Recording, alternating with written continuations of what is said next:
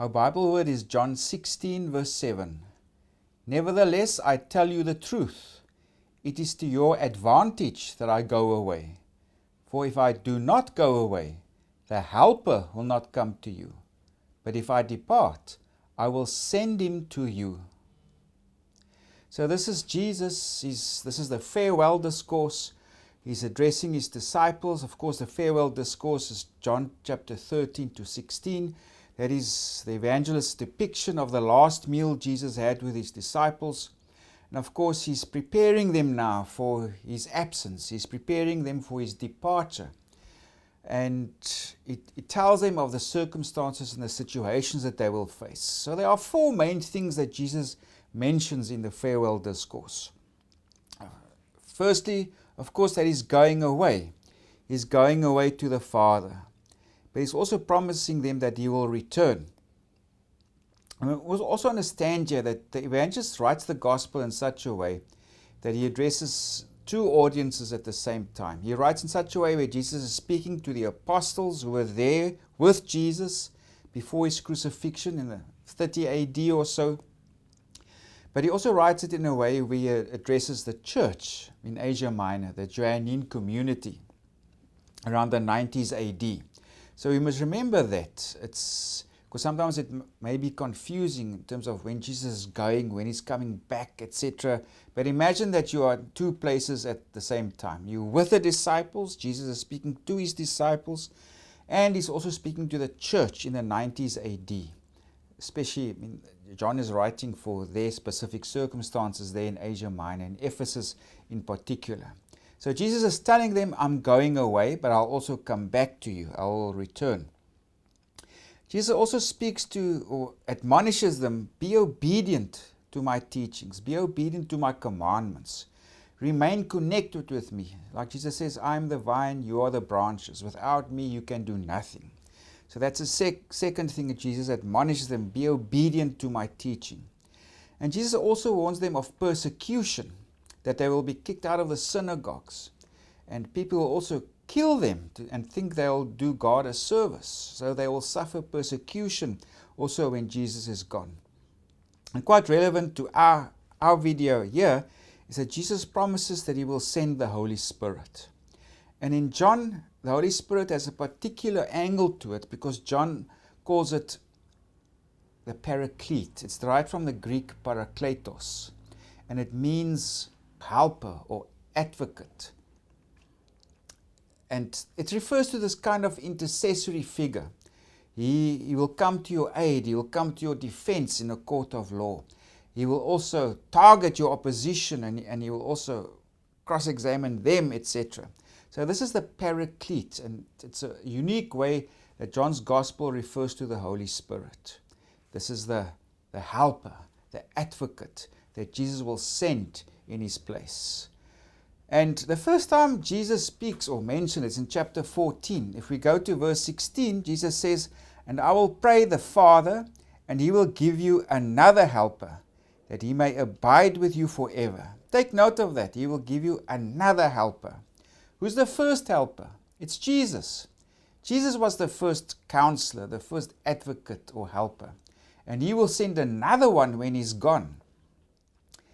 And who is this helper? Verse 17 it says, the Spirit of truth, whom the world cannot receive. Then Jesus says in verse 18, I will not leave you orphans, I will come to you. So Jesus is telling his disciples here, also those believers in the 90s AD, I will come to you, I will not leave you orphans. I will be present with you through another helper, the Holy Spirit. Of course, we must also understand that for the Johannine community, they are people of the Spirit, the Holy Spirit. That's what's distinguished them and that sets them apart from other people, other Jews, other Gentiles who do not believe in Jesus. Because, of course, there's this promise of the Spirit who will come on God's people. So this is very important for the Johannine community also, as they are people of the Spirit. Jesus sent the Holy Spirit to them, and that is what sets them apart from other people who do not believe in Jesus. So those are the four main issues that Jesus addresses. He's going away, but he will also come back. that they must be obedient to His commandments. They will face persecution. Some of them will even be put to death. Then lastly, Jesus promises that He will send the Holy Spirit, the helper, the advocate, the paraclete, or the parakletos as it's written of in Greek. So chapter 16 begins where Jesus actually warns them. They're going to persecute you and they were going to kill you. Even those think that they are worshipping God or doing a service to God. And then He also speaks to them of the Holy Spirit. And of course the Holy Spirit, there are various tasks that the Holy Spirit will do. And that is our larger literary context here. It's John 16 verses 5 to 15. It's the work of the Holy Spirit. This is what the paraclete or this helper or advocate will do when Jesus sends it to them. And throughout the farewell discourse, there's various things that they will do. But it mainly focuses around three main ideas. That the paraclete, He will teach and He will reveal the truth. And that also means that He will testify of Jesus. And another important thing that He will do is He will mediate the presence of Jesus. And also what's quite relevant to us in this video is that it will be a prosecutor of the cosmos.